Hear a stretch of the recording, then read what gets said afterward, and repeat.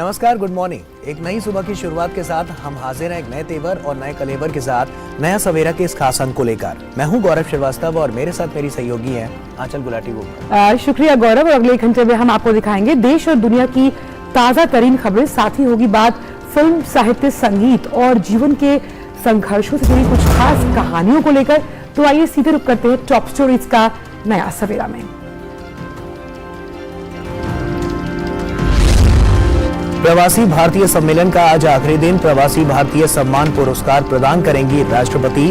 Guyana और Suriname के राष्ट्रपति से भी मुलाकात का कार्यक्रम।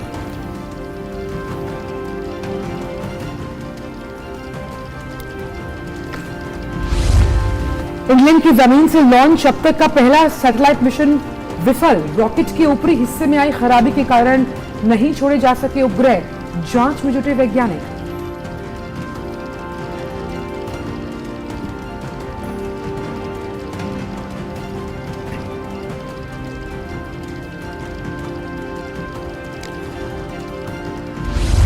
इंडोनेशिया के तनिम्बर द्वीप समूह में भूकंप के तेज झटके। रिएक्टर स्केल पर 7.6 रही तीव्रता।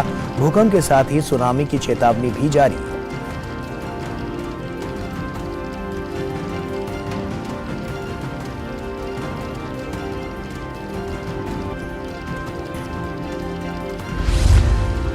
उत्तर भारत के तमाम हिस्सों में कड़ाके की ठंड, धुंध के कारण ट्रेन और विमान सेवाओं पर बुरा असर।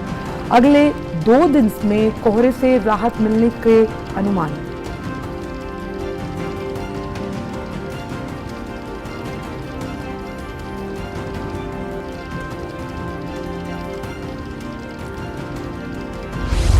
वेल्स के दिग्गज फुटबॉल खिलाड़ी गैरेथ बेल ने 33 साल की उम्र में किया संन्यास का ऐलान। अपने देश समेत क्लब फुटबॉल छोड़ने की भी घोषणा।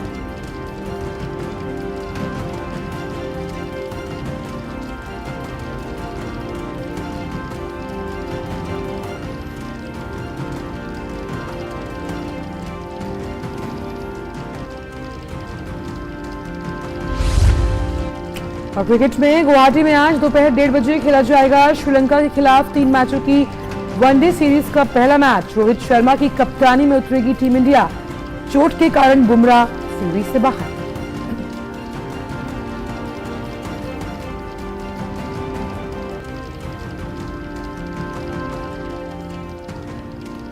तो नया सवेरा में सबसे पहले देख लेते हैं देश भर से जुड़ी कुछ खास खबरें।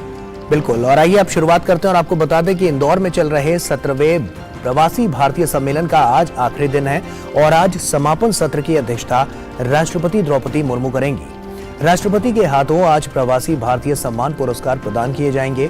इसके अलावा प्रवासी भारतीय सम्मेलन से अलग गयाना के राष्ट्रपति डॉक्टर मोहम्मद इरफान अली और सूरीनाम के राष्ट्रपति चंद्रिका प्रसाद संतोखी राष्ट्रपति द्रौपदी मुर्मू से मुलाकात करेंगे। इस साल प्रवासी भारतीय सम्मेलन का मुख्य विषय है भारतवंशी अमृतकाल में भारत की प्रगति के विश्वसनीय भागीदार।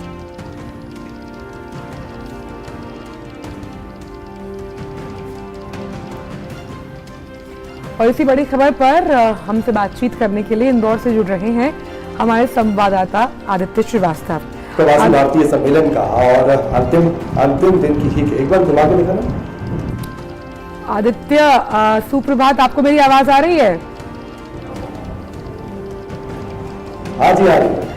आदित्य, क्योंकि लगातार आप हमारे साथ 3 दिनों से बने रहे और अगर मैं प्रधानमंत्री के शब्दों में कहूं कि तमाम जो प्रवासी हैं वो भारत के राष्ट्रदूत हैं, आज अंतिम दिन है।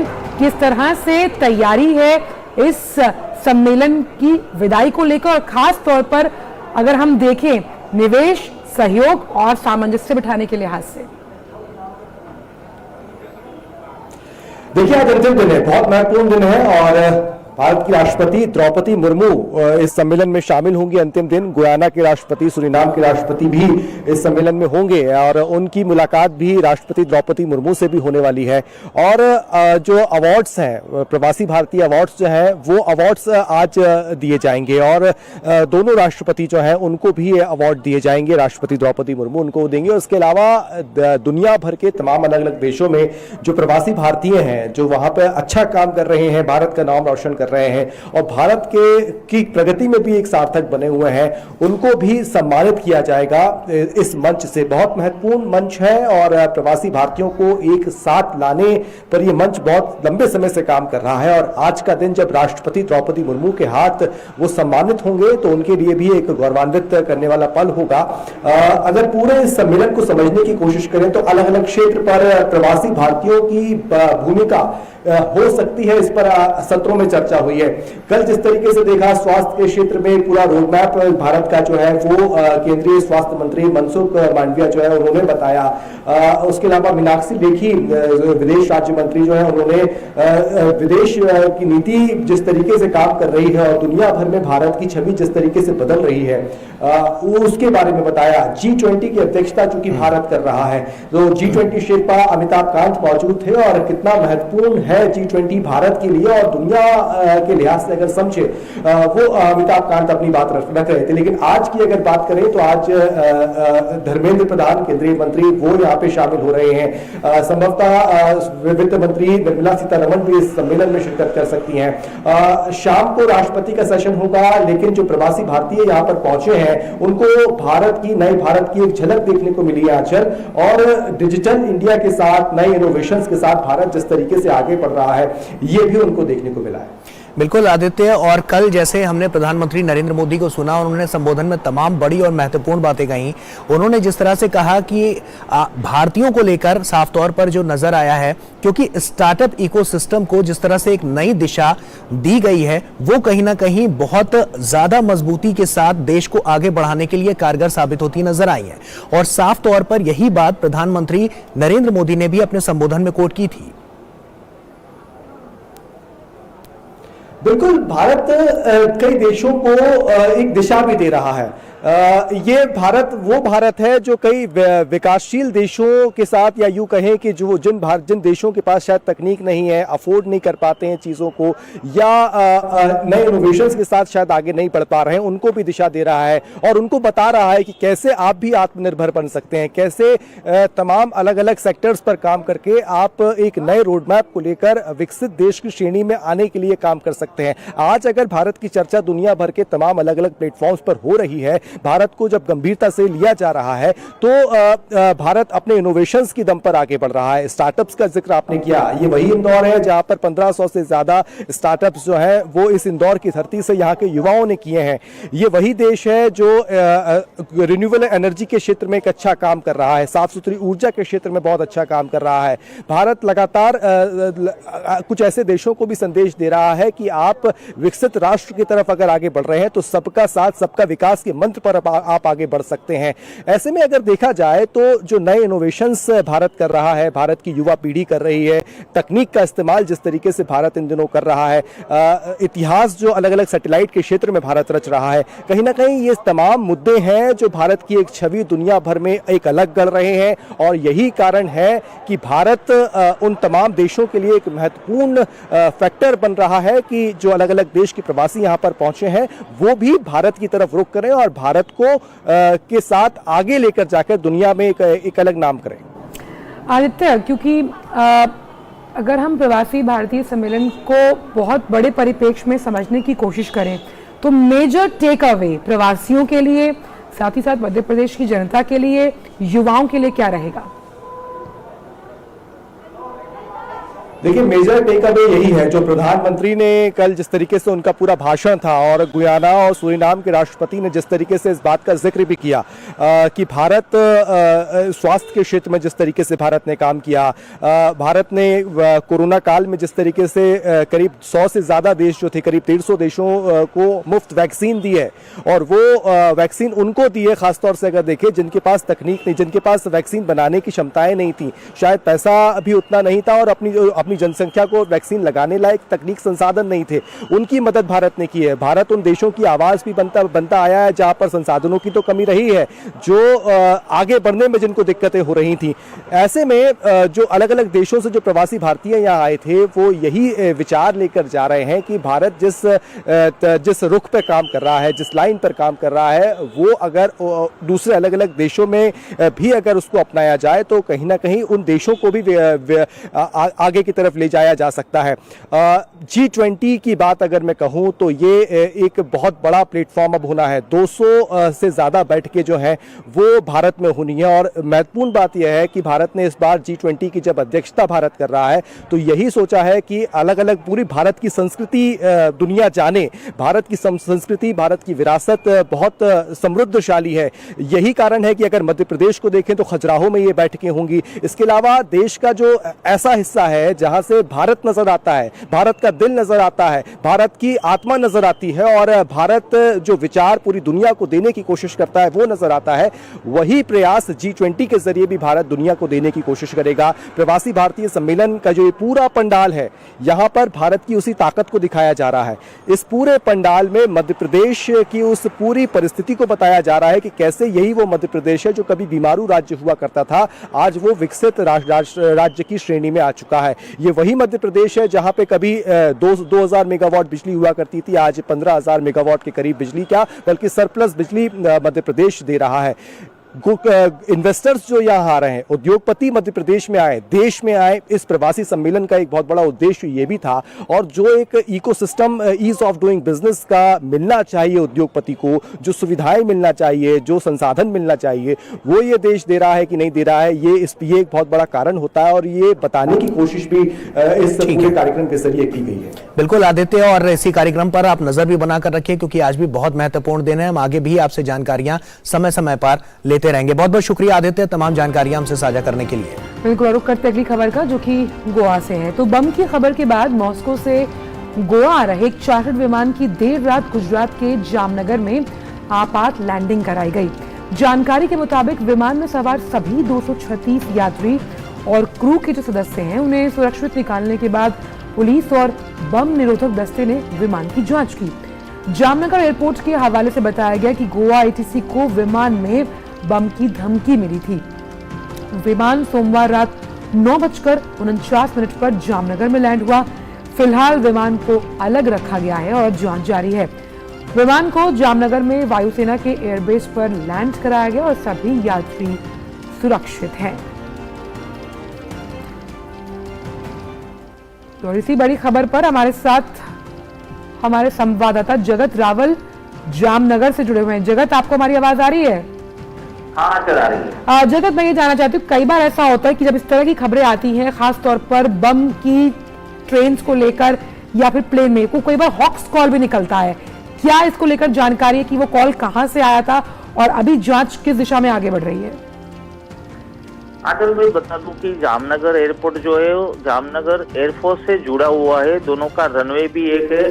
तो जब पायलट ने जो संपर्क किया कि उसको सेफ लैंडिंग कहाँ पे की जाए, तब मुझे ये अजूर एयर की जो फ्लाइट थी जो मॉस्को से गोवा जा रही थी, उसका सेफ लैंडिंग जामनगर एयरपोर्ट पे किया गया। जैसे ही फ्लाइट जामनगर एयरपोर्ट पे आई, सभी सुरक्षा एजेंसियां, जामनगर प्रशासन और पुलिस दल भी एयरपोर्ट पे पहुंच चुके थे।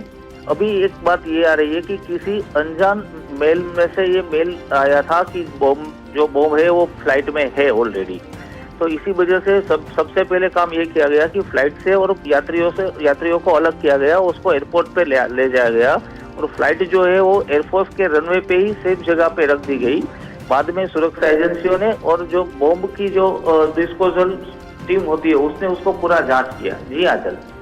जगत, इस बात पर भी जरा रोशनी डालिए कि जो मेल आया था, क्या उस मेल की IP एड्रेस को खंगाला गया कि वो कहाँ का था और किसने भेजा था? और दूसरी बात, जो व्यवस्था वहां पर काबिज की गई है सुरक्षा मानकों को ध्यान में रखते हुए, उससे जो यात्री हैं वो अभी वहां पर कितने सुरक्षित नजर आ रहे हैं?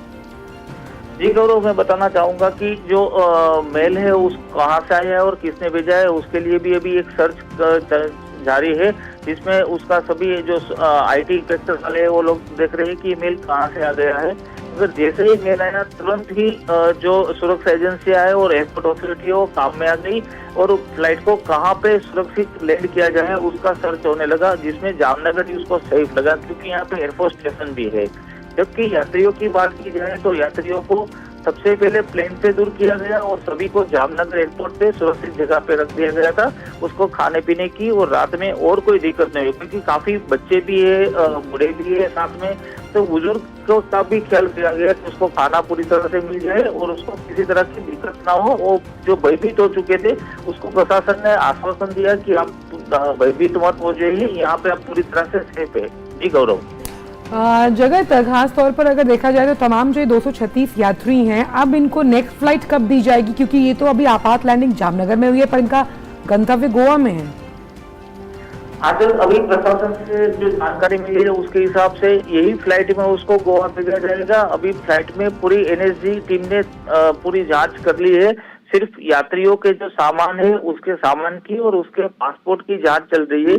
जैसे ही ये जांच खत्म हो जाएगी इसी जहाज में उनको गोवा भेजा जाएगा। आचल जगत, आगे की कार्रवाई किस तरह से इसमें की जाएगी, क्योंकि इस तरह के मसले हमने देखा है, ये कोई पहला मामला नहीं है, इससे पहले भी इस तरह के तमाम मामले सामने आ चुके हैं जहां पर सुरक्षा के मापदंडों को अगर देखें तो वहां पे तो सुरक्षा बल बहुत तेजी के साथ काम कर रहा है, लेकिन उसके बावजूद जब इस तरह की स्थितियां होती हैं उनसे निपटने के लिए क्या कारगर उपाय यहां पर लगाए जा रहे हैं?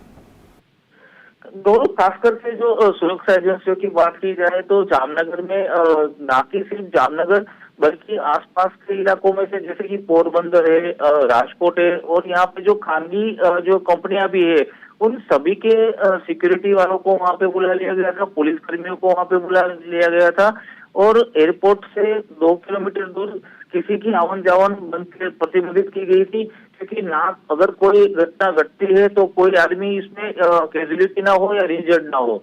तो सुरक्षा की बात की जाए तो एयरपोर्ट पे तो सघन सुरक्षा की ही गई थी, जबकि फ्लाइट की बात की जाए तो इस तरह से मेल और फोन कॉल्स तो आते रहते हैं। सुरक्षा एजेंसियां यही तपास कर रही है कि इस तरह से फोन और मेल कौन कर रहा है तो उसकी पूरी जांच करके इन लोगों के तक पहुंचा जाए। गौरव, चलिए बहुत बहुत शुक्रिया जगत, तमाम जानकारियां हमसे साझा करने के लिए। तो ऐसे में यहाँ पर जो सुरक्षा व्यवस्था है वो चाक चौबंद कर दी गई है और सभी यात्री यहाँ पर पूरी तरह से सुरक्षित बताए जा रहे हैं। और फिलहाल नया सवेरा में वक्त छोड़ से ब्रेक का है। पेमेंट फेल, लेकिन पैसे तो कट गई मेरी मेहनत की कमाई। हो जाएगी भरपाई, चिंता मत कर मेरे भाई। अगर डिजिटल ट्रांजैक्शन फेल हो जाए और अकाउंट से पैसे कट जाएं, तो बैंक समय से पैसे लौटा देगा, वरना कॉम्पनसेशन का है प्रावधान। नहीं तो आरबीआई के ऑम्बुड्समैन को शिकायत करें आप। या बिल, मेरी फीस। आरबीआई कहता है जानकार बनिए, सतर्क रहिए।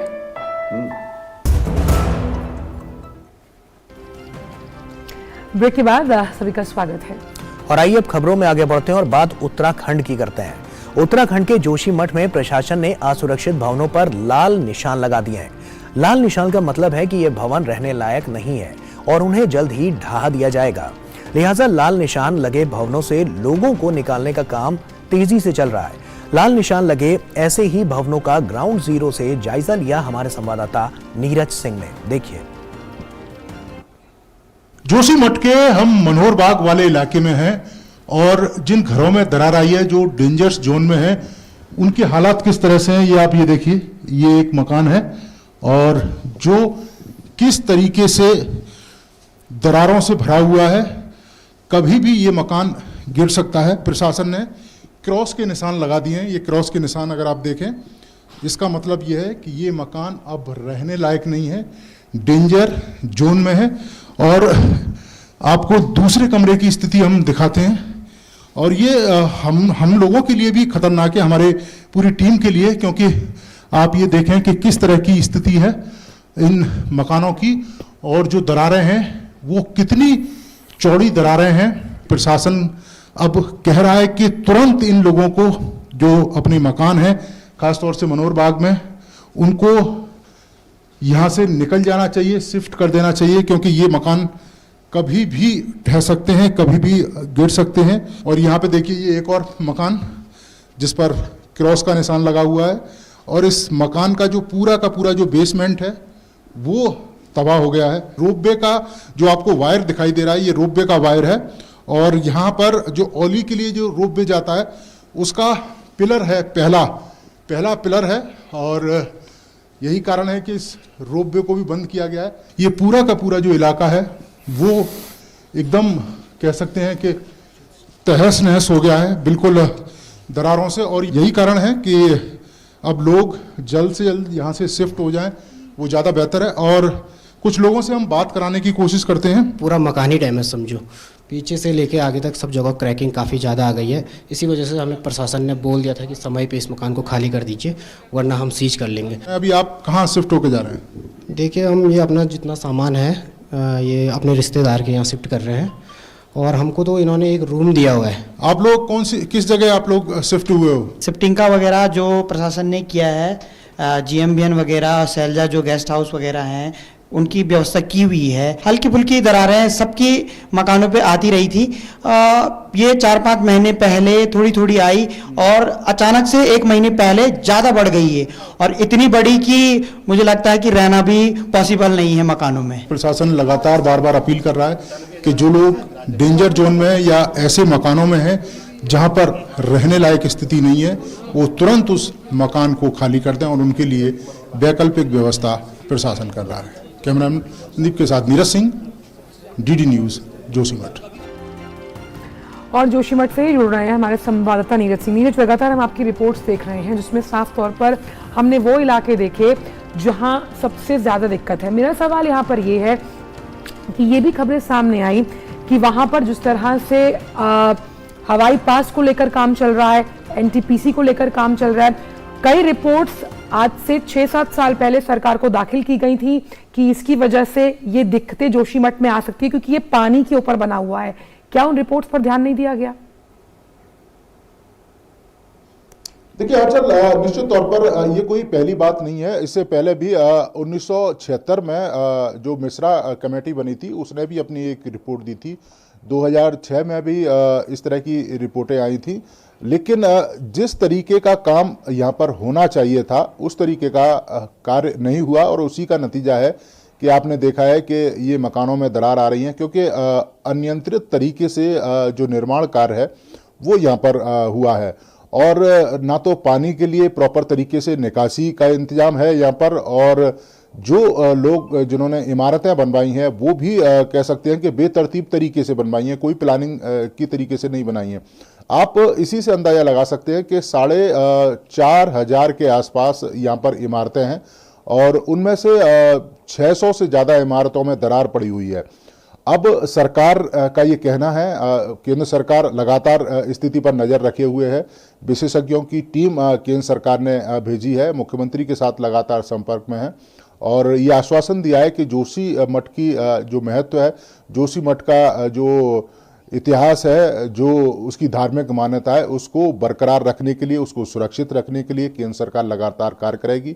2 तरह की योजनाओं पर फोकस किया जाएगा। जो विस्तृत योजना है कि किस तरीके से हम पूरे जोशीमठ को बचा सकते हैं, यहाँ के जो लोग हैं जिनके घरों में दरार आई है उनको यहाँ से निकालकर कहीं पुनर्वास किया जाए, उनका कोई स्थायी पुनर्वास किया जाए, क्योंकि आंचल ये तो तय है कि जिन घरों में दरार आई हैं या जिन भवनों में दरार आई हैं वो देर सवेर अगर हल्का सा भी यहाँ पर झटका आएगा तो गिर जाएंगे। आपने देखे ही हैं कि किस तरह के दृश्य हैं, वो पूरे के पूरे चटके पड़े हैं, तो उनको तो वहाँ से निकालना ही पड़ेगा, और ये विशेषज्ञ भी कह रहे हैं।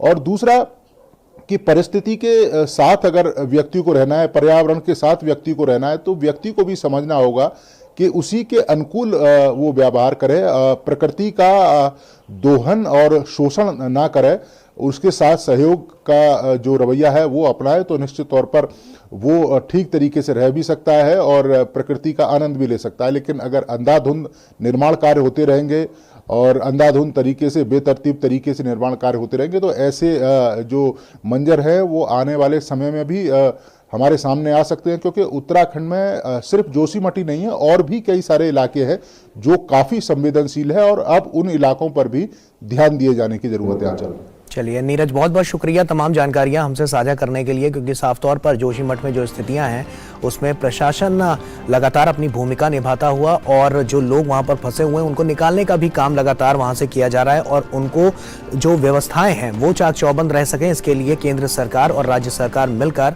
तमाम कार्य कर रही है। और जोशीमठ में जो जमीन धंसने का मामला है उसमें फौरन हस्तक्षेप की मांग करने वाली याचिका आज सुप्रीम कोर्ट में सूचीबद्ध होगी। कल स्वामी अविमुक्तेश्वरानंद सरस्वती की ओर से याचिका में उन्होंने इस बात की जरूरत बताई थी कि सुप्रीम कोर्ट से इस मसले पर तत्काल हस्तक्षेप किया जाए और संकट को राष्ट्रीय आपदा घोषित किया जाए, जिसके बाद अदालत ने कहा कि उचित प्रक्रिया के पालन करने के बाद मंगलवार यानी आज फिर से याचिका का उल्लेख करें। याचिका में कहा गया कि जोशीमठ में भू धसाव बड़े पैमाने पर औद्योगिकरण के कारण हो रहा है और उन्होंने उत्तराखंड के लोगों को तत्काल वित्तीय सहायता के साथ साथ मुआवजे की मांग भी की है।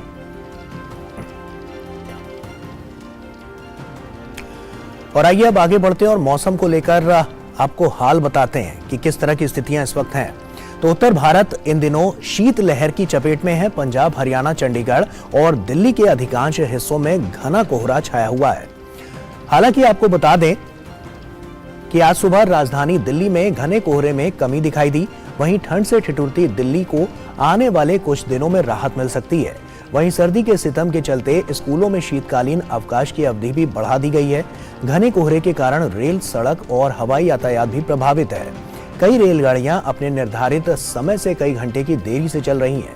वहीं आज भी दिल्ली के इंदिरा गांधी अंतर्राष्ट्रीय हवाई अड्डे पर विजिबिलिटी कम होने के कारण कुछ विमानों को डाइवर्ट किया गया। मौसम विभाग ने 11 और 12 जनवरी को जम्मू कश्मीर और हिमाचल प्रदेश में भारी बर्फबारी की संभावना जताई है।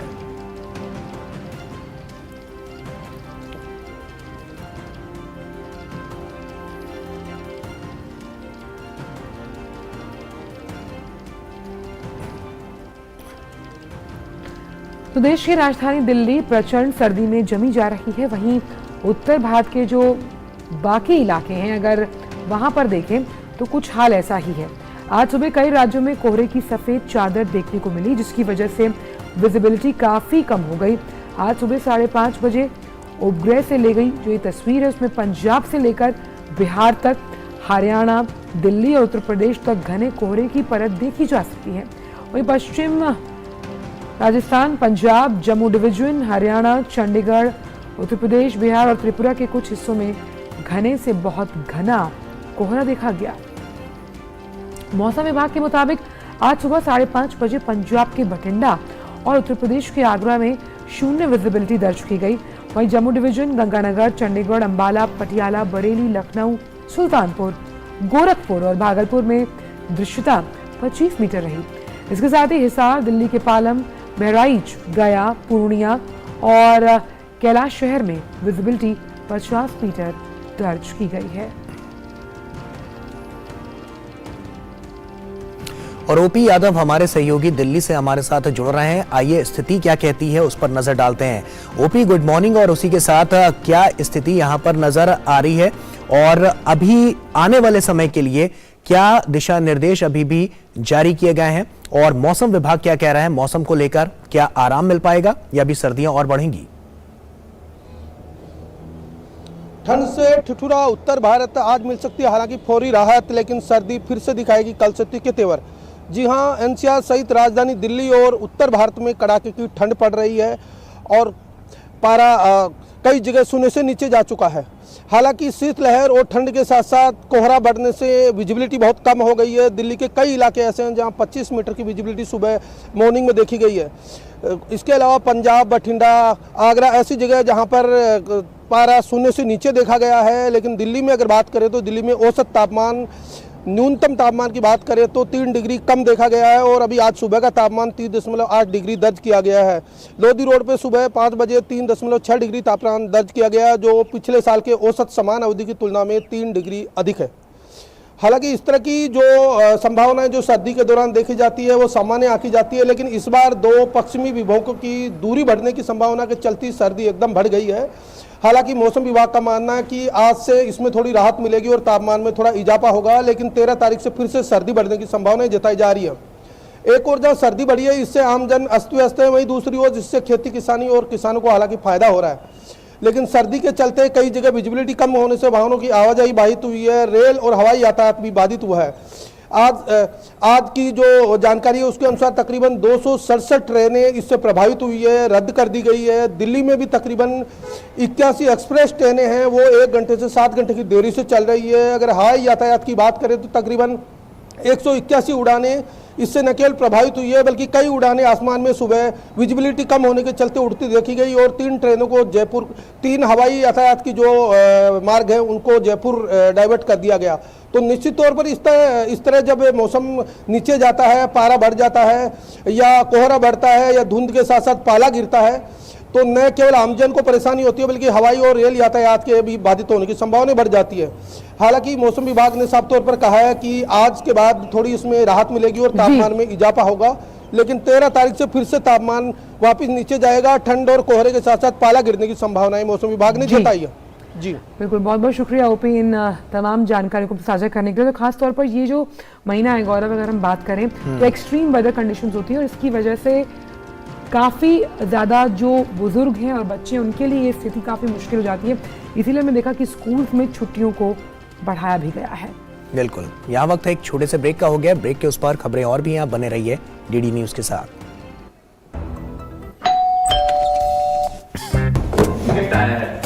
अरे वाह, लेजेंड की बैट, इससे तो मैं खेलूंगा। फ्यूचर बैटिंग लेजेंड बैट, इसमें जिसका नाम लिखा है बैट उसी को मिलेगी। अरे यार, देखा, अगर इस पे मेरा नाम नहीं लिखा होता तो कितनी दिक्कत हो जाती। इसलिए आरबीआई कहता है बैंक अकाउंट हो या बैंक लॉकर, उसमें नॉमिनी का नाम जरूर दर्ज करें ताकि आपकी जमा पूंजी उसी को मिले जिसे आपने नामित किया है। आरबीआई कहता है जानकार बनिए, सतर्क रहिए। ब्रेक के बाद सभी का स्वागत है और आइए अब खबरों में आगे बढ़ते हैं। आज दुनिया भर में विश्व हिंदी दिवस मनाया जा रहा है। विश्व भर में हिंदी के प्रचार प्रसार के लिए 2006 में प्रति वर्ष 10 जनवरी को हिंदी दिवस मनाने की घोषणा की गई थी। विश्व में हिंदी का विकास करने और एक अंतर्राष्ट्रीय भाषा के तौर पर इसे प्रसारित करने के उद्देश्य से विश्व हिंदी सम्मेलनों की शुरुआत की गई और प्रथम विश्व हिंदी सम्मेलन 10 जनवरी 1975 को नागपुर में आयोजित हुआ था। इसीलिए इस दिन को विश्व हिंदी दिवस के रूप में मनाया जाता है। विश्व हिंदी दिवस मनाने का उद्देश्य विश्व में हिंदी के प्रचार प्रसार के लिए जागरूकता पैदा करना और हिंदी को अंतर्राष्ट्रीय भाषा के रूप में पेश करना है। विश्व हिंदी दिवस के अवसर पर केंद्रीय मंत्री नितिन गडकरी ने शुभकामनाएं दी हैं। अपने ट्वीट में नितिन गडकरी ने कहा कि भारत को एकता की डोर में बांधने का काम करने वाली और देश में सर्वाधिक बोली जाने वाली हिंदी भाषा को समर्पित विश्व हिंदी दिवस की हार्दिक शुभकामनाएं।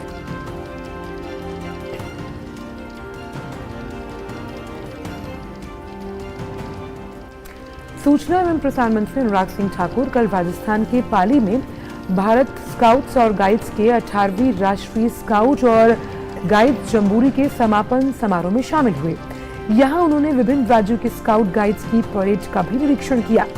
केंद्रीय मंत्री ने स्काउट गाइड की परेड को सलामी दी। परेड में सार्क देशों के जो स्काउट गाइड थे उन्होंने भी हिस्सा लिया। अनुराग सिंह ठाकुर ने कहा कि देश भर से आए स्काउट और गाइड को देश का भविष्य बताते हुए उन्हें भारत को आत्मनिर्भर बनाने में अपने योगदान देने का आह्वान भी किया। उन्होंने कहा कि हर नागरिक को पूरी मेहनत के साथ भारत को पूरी दुनिया में लीडर बनाने के लिए काम करने की आवश्यकता है। as a stakeholder, when we talk about the youth, and in India, the youth population is 65% of the total population, and you being the largest stakeholder, you have to play the most important role for the present and the future of this country, and you have to play the most important role in the nation building process. और वहीं भारत में generic दवाओं को लेकर केंद्र सरकार ने काफी अभियान चलाए हैं। इसी का नतीजा है कि देश में बड़े पैमाने पर जेनरिक दवाओं की मांग काफी ज्यादा हो गई है।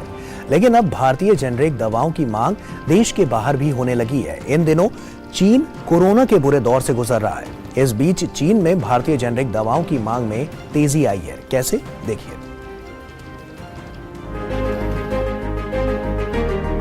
चीन बुरी तरह कोरोना से प्रभावित है। चीन में दवाओं की भारी मांग के बीच इन दिनों भारत की जेनरिक दवाओं की मांग बढ़ गई है। मीडिया रिपोर्ट्स के मुताबिक चीनी ई कॉमर्स प्लेटफॉर्म और दूसरे माध्यमों से भारतीय जेनरिक दवाओं की मांग बढ़ गई है। मीडिया रिपोर्ट के मुताबिक चीनी ई कॉमर्स प्लेटफॉर्म पर भारत में बनाई जा रही कम से कम 4 जेनरिक कोरोना दवाएं प्रीमोविर, पैक्सिस्टा, मोलनुनाट और मोलनाट्रिस को हाल के हफ्तों में बिक्री के लिए सूचीबद्ध किया गया है।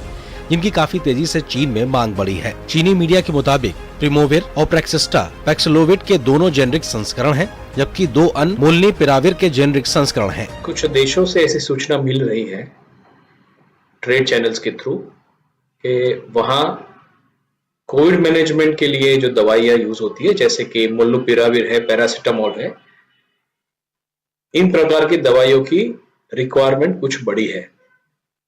ऐसे भी समाचार आ रहे हैं कि इन देशों के जो ट्रेड एलिमेंट्स हैं वो इन दवाइयों को भारत में ओपन मार्केट से ले रहे हैं या लेने की कोशिश कर रहे हैं, प्रयत्न कर रहे हैं। मेरा एक सुझाव है, एक विनती है कि ऐसा न करके अगर वे भारत सरकार के द्वारा आईडीएमए को अप्रोच करे तो आईडीएमए उनको यही दवाइयाँ रिलायबल और जेन्युइन मैन्युफैक्चरर से डायरेक्टली उपलब्ध कराने में मदद करेगी।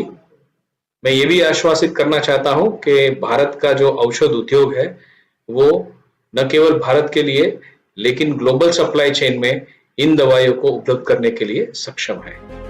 बीजिंग मेमोरियल फार्मास्यूटिकल्स के प्रमुख हे शियाओबिंग ने बताया कि भारत एकमात्र ऐसा देश है जहां हम गारंटी के साथ चिकित्सकीय, विश्वसनीय और सस्ती कोविड दवाएं प्राप्त कर सकते हैं, लेकिन नकली दवाओं का उत्पादन करने वाले अवैध समूहों को रोकना होगा। इससे मरीजों का इलाज बुरी तरह प्रभावित होगा। वहीं चीनी विशेषज्ञों ने आगाह किया है कि इन दवाओं के नकली संस्करण बाजार में काफी तेजी से बेचे जा रहे हैं। कोरोना के चलते दवा की बिक्री काफी तेजी से बढ़ी है। 1 अरब 40 करोड़ लोगों की जरूरत को पूरा करने के लिए चीन की स्वास्थ्य प्रणाली की सांस फूल रही है। यहाँ होने वाली मौतों की संख्या पर दुनिया भर में विवाद है और सभी देश इसे वास्तविक संख्या से बेहद कम मानते हैं। भारत को फार्मेसी ऑफ द वर्ल्ड कहा जाता है। भारत की फार्मा इंडस्ट्री दुनिया की सबसे बड़ी फार्मा इंडस्ट्री है। वर्तमान में भारत ने 50,000 करोड़ की जेनरिक मेडिसिन निर्यात किया है। भारत दुनिया के 200 देशों को जेनरिक दवाएं निर्यात करता है, जिसमें अमेरिका, यूरोप, जापान, ऑस्ट्रेलिया भी शामिल है। भारत अकेले अमेरिका में $23 बिलियन का जेनरिक दवाएं निर्यात करता है। अमेरिका के हर 10 में से 4 दवाएं भारत की होती हैं। भारत की जेनरिक दवाएं न केवल सस्ती हैं बल्कि गुणवत्ता वाली भी हैं। यही वजह है कि दुनिया भर में इसकी मांग तेजी से बढ़ रही है। Nitendra Singh, DD news, Delhi. खबर ग्वालियर से, जहां चारधाम की यात्रा के लिए निकली एक स्लीपर बस ओडिशा के पुरी में हादसे का शिकार हो गई। बस में अचानक आग लग गई। आग की लपटों से घिरे यात्री कांच तोड़कर और इमरजेंसी गेट से बाहर निकले। अच्छी बात यह रही कि सभी यात्री सुरक्षित हैं, लेकिन बस में रखा उनका सामान जल गया। मध्य प्रदेश के मुख्यमंत्री शिवराज सिंह चौहान ने भी ट्वीट कर सभी यात्रियों का ख्याल रखने पर उनका आभार माना है।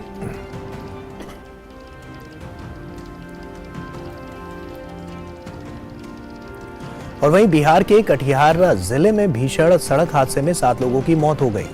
कोड़ा थाना क्षेत्र के पेट्रोल पंप के निकट NH 81 पर एक अनियंत्रित ट्रक और ऑटो की आमने सामने की टक्कर में 7 लोगों की मौत हो गई। सभी मृतक एक ही परिवार के बताए जा रहे हैं। इनमें 2 महिला, 1 बच्ची और 4 पुरुष शामिल हैं।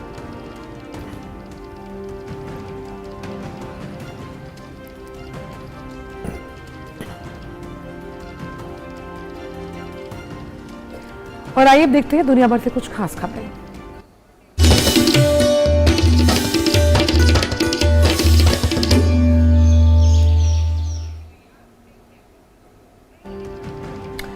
और अब खबर इंडोनेशिया से, जहां मंगलवार को 7.6 की तीव्रता का भूकंप आया।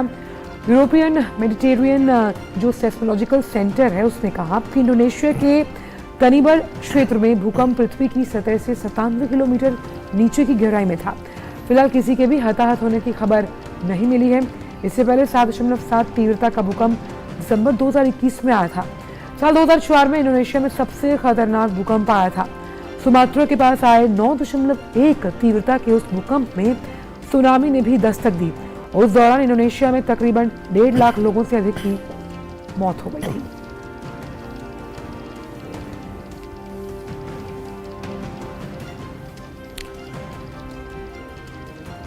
और ब्रिटेन की धरती से लॉन्च किया गया अब तक का पहला उपग्रह मिशन आज विफल हो गया। वैज्ञानिकों ने भी विसंगति की पुष्टि कर दी है। वैज्ञानिकों ने कहा है कि वे लक्ष्य के करीब पहुंच गए थे, लेकिन दुर्भाग्य से अंतिम समय में यह मिशन फेल हो गया। शुरुआत में लॉन्च के बाद सही ढंग से चढ़ता हुआ दिखाई दिया।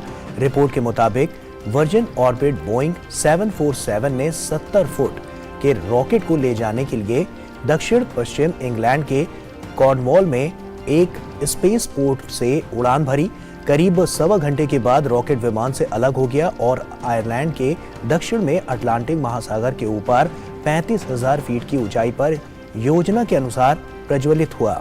लेकिन जब रॉकेट कक्षा में प्रवेश करने और अपने 9 उपग्रहों को छोड़ने वाला था, तभी वर्जिन ऑर्बिट की तरफ से विसंगति का सिग्नल आया। वैज्ञानिकों ने कहा कि हम जानकारी का मूल्यांकन कर रहे हैं।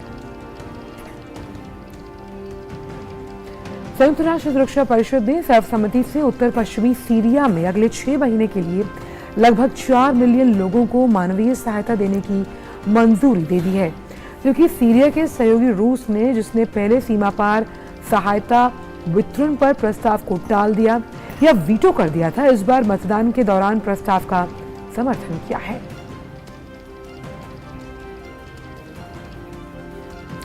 ब्राजील के पूर्व राष्ट्रपति जायर बोल्सोनारो को पेट में दर्द के बाद ऑरलैंडो, फ्लोरिडा के एक अस्पताल में भर्ती कराया गया। मीडिया रिपोर्ट के मुताबिक 2018 में बोल्सोनारो को कई बार दिक्कत का सामना हुआ था। लुइस इनासियो लूला डा सिल्वा के राष्ट्रपति बनने से 2 दिन पहले बोल्सोनारो ने संयुक्त राज्य अमेरिका की यात्रा की। दरअसल ब्राजील के पूर्व राष्ट्रपति जायर बोल्सोनारो के समर्थकों ने रविवार को राजधानी में, जिससे ब्राजील में भयावह स्थिति बनी हुई है। और अब बात कारोबार जगत से जुड़ी हुई।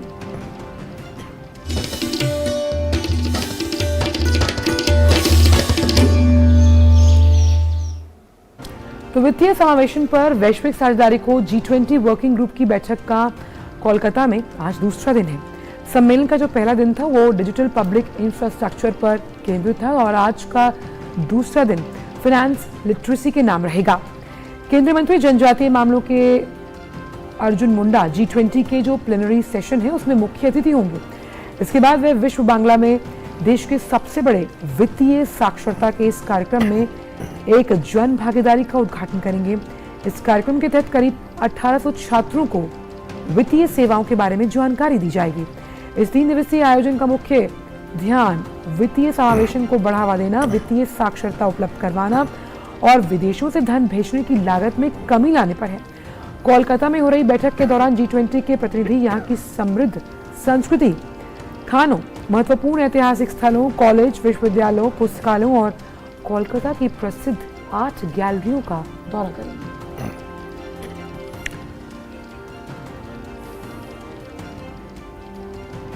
और कोलकाता से हमारे साथ हमारे सहयोगी अजय मिश्रा हमारे साथ जुड़ रहे हैं। Ajay, good morning. क्योंकि आज बहुत खास दिन है, साफ तौर पर अगर हम समझने की कोशिश करें तो वित्तीय समावेशन को लेकर और वित्तीय साझेदारी को लेकर कितना अहम और मजबूती भरा कदम आज से होगा?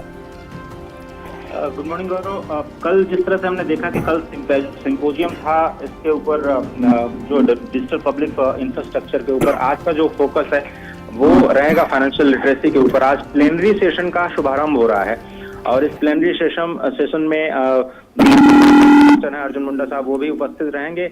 बहुत ही इंपॉर्टेंट इस लिहाज से है क्योंकि फाइनेंशियल इंक्लूजन को अगर हम देखें तो करीब करीब 33% जनता पूरी दुनिया में ऐसी है जिसको वित्तीय साक्षरता की जानकारी बिल्कुल भी नहीं है। तो इस लिहाज से G20 की कोशिश है कि कैसे वित्तीय सेवाओं की जो पहुंच है उस सब तक सुनिश्चित की जाए, उसके फायदे के बारे में सभी लोगों को बताया जाए, उससे जो रिलेटेड फ्रॉड्स हैं कैसे उससे बचा जाए, उसकी एक जानकारी जो है वो लोगों को देने की कोशिश की जा रही है। तो ये काफी इंपॉर्टेंट रहेगा आज के दिन। और जिस तरह से हमने बताया कि जो रेमिटेंसेज हैं उनकी कॉस्ट को कैसे कम किया जाए। ग्लोबल एवरेज करीब 6% है, G20 उसको कम करके 3% पे लाना चाहता है, लेकिन ये होगा कैसे? टेक्नोलॉजी का इस्तेमाल करें, डिजिटल पेमेंट के नए रास्तों का इस्तेमाल करें, इन्हीं तमाम मुद्दों पर आज चर्चा होने की उम्मीद है। बिल्कुल अजय, और खासतौर पर फाइनेंशियल लिटरेसी अपने आप में जब हम डिजिटल समावेशन की बात करते हैं उसे बढ़ाने में बहुत बहुत महत्वपूर्ण है।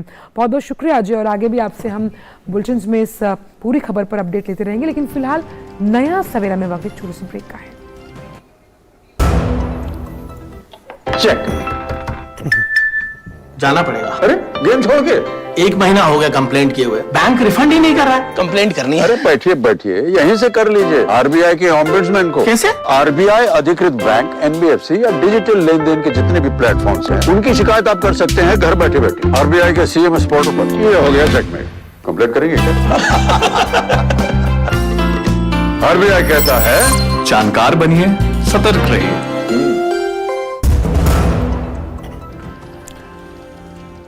तो ब्रेक के बाद एक बार फिर से आप सभी का स्वागत है और आइए अब खबरें देखते हैं खेल जगत से।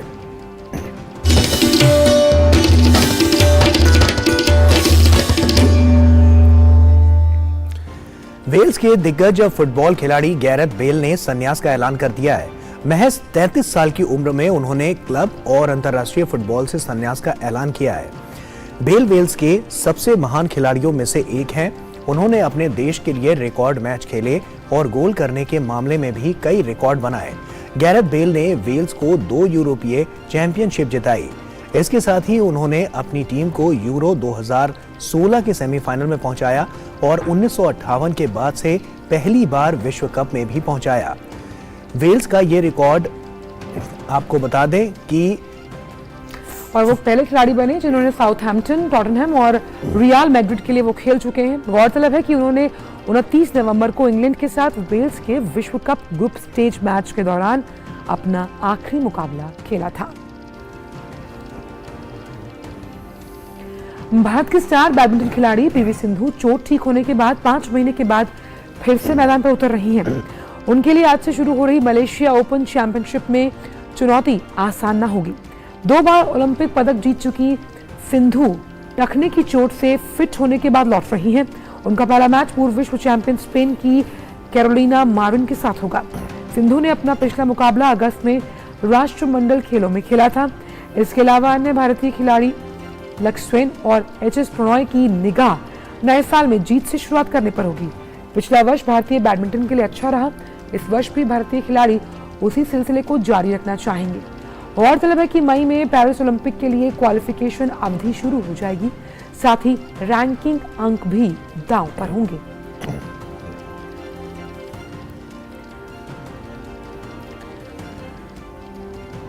और वहीं भारत और श्रीलंका के बीच 3 एक दिवसीय मैचों की श्रृंखला आज से शुरू हो रही है। इसका पहला मैच आज दिन में 1:30 बजे से गुवाहाटी के बारसापारा क्रिकेट स्टेडियम में खेला जाएगा। भारत की पिछले 2 द्विपक्षीय श्रृंखलाओं से बाहर रहे कप्तान रोहित शर्मा इस मैच के साथ एक बार फिर से टीम का नेतृत्व करेंगे। वहीं वरिष्ठ भारतीय तेज गेंदबाज जसप्रीत बुमराह की श्रीलंका के साथ एक दिवसीय श्रृंखला में वापसी नहीं होगी। पीठ के निचले हिस्से में चोट के कारण मैदान में उनकी वापसी में देर हो रही है।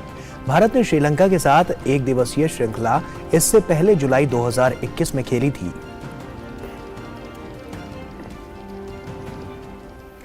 और बात सभ्यता और संस्कृति के विविध रंगों को समेटे सेगमेंट हेरिटेज वॉक की।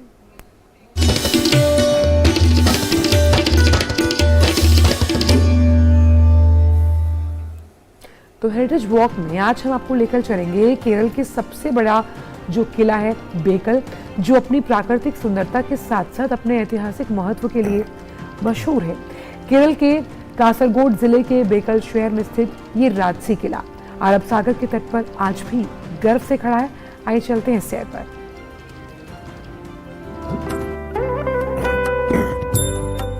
बेकल केरल के कासरगोड जिले में स्थित एक खूबसूरत पर्यटन स्थल। अरब सागर के तट पर बसा यह शहर अपनी प्राकृतिक सुंदरता के साथ साथ अपने ऐतिहासिक महत्व के लिए भी बहुत प्रसिद्ध है। और इसी बेकल शहर में स्थित बेकल का किला अपने कई सदियों पुराने इतिहास और मंत्रमुग्ध कर देने वाले खूबसूरत नजारे के लिए जाना जाता है। यह किला अपने अंदर सदियों की विरासत और संस्कृति को समेटे हुए है, जिसने इस क्षेत्र के इतिहास को आकार देने में एक मुख्य भूमिका निभाई है। इस किले का निर्माण 1650 ईस्वी में बिदनूर के शिवप्पा नायक द्वारा करवाया गया था। बेकल किले को गहरे मैरून रंग के लेटेराइट पत्थरों से बनाया गया है। करीब 40 एकड़ के क्षेत्रफल में फैला यह किला 300 साल पुराना बताया जाता है। यह किला केरल के सबसे बड़े किलों में से एक है। इस किले की परिसीमा का एक बड़ा हिस्सा समुद्र से घिरा हुआ है। वहीं इस किले की वास्तुकला इसकी रक्षात्मक विशेषताओं को दर्शाती है। इस किले से समुद्र और उसके आसपास के इलाकों के लुभावने दृश्यों का आनंद लिया जा सकता है। अरब सागर के तट पर गर्व से खड़ा यह राजसी किला अपने ऐतिहासिक संरचना और सुंदरता से हर साल हजारों सैलानियों को अपनी ओर आकर्षित करता है। Bureau report, DD news. और आइए अब खबरें देखते हैं सिने जगत से।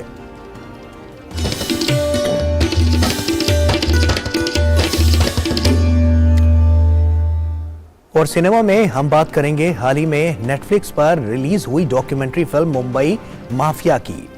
इस डॉक्यूमेंट्री फिल्म में 90 के दशक के मुंबई को दिखाया गया है, जो दाऊद इब्राहिम के आतंक से जूझ रहा था। देखिए। बाकी क्राइम तो हमेशा ही मुंबई में मतलब कंटिन्यूस रहता ही है। Organized crime really exploded in the 90s। सरेआम मर्डर होते थे। अंडरवर्ल्ड की अनोखी दास्तां दिखाती documentary film Mumbai mafia police versus underworld को ओटीटी प्लेटफॉर्म नेटफ्लिक्स पर रिलीज कर दिया गया है। इस डॉक्यूमेंट्री फिल्म में 90 के दशक के मुंबई को दिखाया गया है, जो दाऊद इब्राहिम के आतंक से जूझ रहा था। दाऊद की दहशत को खत्म करने के लिए एनकाउंटर स्क्वाड को क्या क्या करना पड़ा था, इसी को बयां करती है Mumbai mafia. India has ever seen. For us, it was a 9/11. 87 minute की इस डॉक्यूमेंट्री फिल्म का मुख्य narration encounter specialist Pradeep Sharma के जरिए पेश किया गया है। ये बात काफी दिलचस्प नजर आ रहा है। तमाम गैंगस्टर ड्रामा फिल्मों में इससे मिलती जुलती बातें देखने के बाद भी इस फिल्म को देखने में दिलचस्पी बनी रहती है। फिल्म में मुंबई के चर्चित क्राइम जर्नलिस्ट हुसैन जैदी की बाइट्स का इस्तेमाल किया गया है। No human being likes to kill another human being. Documentary में रियल फुटेज और नाट्य रूपांतरण का कॉम्बिनेशन काफी अच्छा लग रहा है, जो दर्शकों को फिल्म में बांधे रखता है। इस डॉक्यूमेंट्री फिल्म में अंग्रेजी और हिंदी दोनों भाषाओं का इस्तेमाल किया गया है। Bureau report, DD news. और अब बात आपकी सेहत से जुड़ी हुई।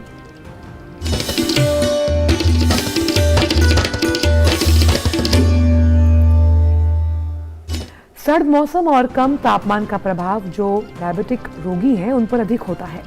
सर्दियों के मौसम में मधुमेह रोगियों को किन बातों का ध्यान रखना चाहिए, किन सावधानियों को बरतना चाहिए, आइए जानते हैं इस रिपोर्ट के जरिए। सर्दियों का मौसम है। ठंडे मौसम का प्रभाव वैसे तो सभी पर पड़ता है, लेकिन वो लोग जो पहले से किसी रोग से ग्रस्त हैं, उन्हें अधिक देखभाल और सतर्कता की आवश्यकता होती है, जैसे मधुमेह से ग्रस्त लोग। सर्दियों के मौसम में मधुमेह रोगियों की समस्याएं और जटिलताएं बढ़ सकती हैं, क्योंकि इस मौसम में उन्हें कई तरह की स्वास्थ्य समस्याओं का खतरा बढ़ जाता है। डायबिटीज के मरीजों में सर्दियों की वजह से जो दिक्कतें आती हैं, उसके लिए बहुत जरूरी है कि उनको अपनी एक्टिविटी के लेवल बढ़ाने चाहिए, उनको रेगुलर अपनी एक्सरसाइज करनी चाहिए। अगर बाहर नहीं जा सकते हैं तो इंडोर अपने अंदर ही अपनी स्ट्रेचिंग एक्सरसाइज कर सकते हैं, दिन में 2 बार कर सकते हैं। इसके साथ साथ जो है अपनी योगिक एक्सरसाइज भी कर सकते हैं। डाइट ऐसी होनी चाहिए जिसके अंदर आप बहुत ज्यादा कैलोरीज और बहुत तली चीजें ना हो, इसकी बजाय आप हेल्दी डाइट का जो है इस्तेमाल करें। फ्रेश फ्रूट्स लें, फ्रेश वेजिटेबल्स लें, नट्स का इस्तेमाल करें, और जो है हलवे और जो खास करके ऐसी चीजें जैसे कि जो है गजक है, कभी कभी थोड़ी मात्रा में सेवन किया जा सकता है, लेकिन अधिक मात्रा लेने से आपकी शुगर के लेवल बढ़ सकते हैं। जिन लोगों को मधुमेह रोग है, उन्हें सर्दियों के मौसम में अधिक सतर्क रहने की आवश्यकता है। ठंडे मौसम का प्रभाव मधुमेह रोगियों पर अधिक होता है और उन्हें कुछ समस्याएं उत्पन्न हो सकती हैं। ऐसे में स्वास्थ्य के प्रति अधिक सतर्क रहना और भी जरूरी हो जाता है। रेगुलर मॉनिटरिंग जरूर करें, क्योंकि जब तक आप अगर टेस्ट नहीं करेंगे पता नहीं लगेगा। और खास करके सर्दियों में ये होता है, ठंड की वजह से जो है हाथ के अंदर जो अब हम ब्लड कर निकालते हैं तो मुश्किल से निकलता है और दर्द भी बहुत होती है। तो इसलिए इससे पहले अपने हाथों को गर्म पानी में से अच्छी तरीके से थोड़ा गर्म कर लें तो आपका ब्लड टेस्ट बड़ा इजी हो जाएगा। अपना विंटर की जो बीमारियां उसके लिए वैक्सीनेशन जरूर कराएं, जैसे फ्लू के लिए। हाइड्रेशन बहुत जरूरी है, अपनी उतनी ही मात्रा में जैसे आप बाकी मौसम में पानी पीते हैं, पानी लेते रहें। और अपना मेंटल हेल्थ को ठीक रखने के लिए मेडिटेशन और योगिक एक्सरसाइज जरूर करें। ठंडे मौसम में सावधानी रखें और समस्याओं से बचाव करें।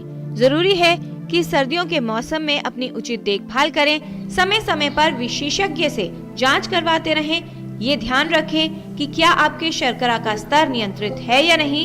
जिन रोगियों को मधुमेह की जटिलताएं हो रही हैं, उन्हें विशेषज्ञ से तुरंत परामर्श लेना चाहिए। साथ ही सावधानी रखनी चाहिए जिससे जटिलताओं से बचाव हो सके। किरण भारद्वाज, डीडी न्यूज। और आइए नया सवेरा में अब बात कर लेते हैं मौसम की।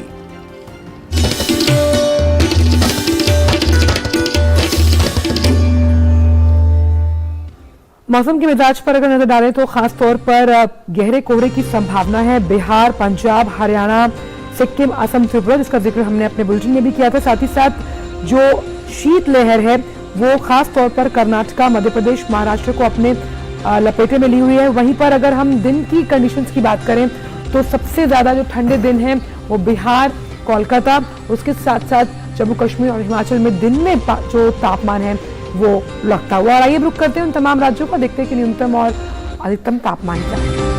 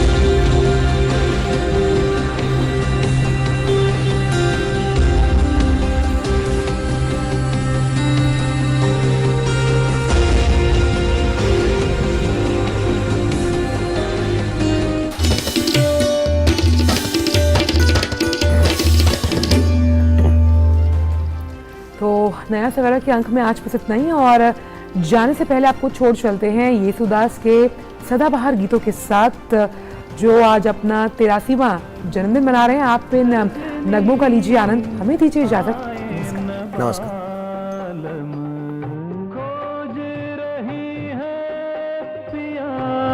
परदेसी अखियां आए न बालम, का करूं सजनी जो मेरे सुर में, तू जो मेरे सुर में सुर मिला ले, संग गा ले तो जिंदगी हो जाए सफल, तू जो मेरे सुर में। ओ गोरिया रे,